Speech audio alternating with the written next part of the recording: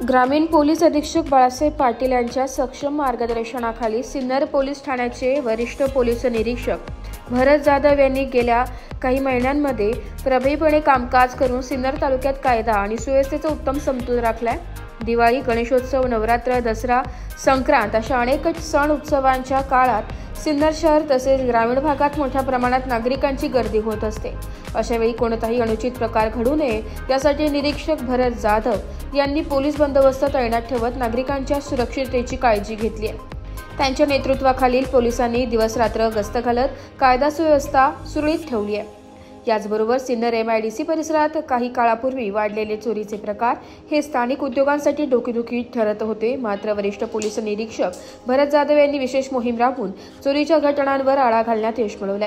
कंपन्यांमध्ये सुरक्षेची पातळी वाढवून, गस्त पथके वाढवून आणि संशयितांवर लक्ष ठेवून MIDC परिसर पुन्हा सुरक्षित करण्यात त्यांनी यश मिळवले। ब्युरो रिपोर्ट, नाशिक लोकशाही न्यूज, नाशिक।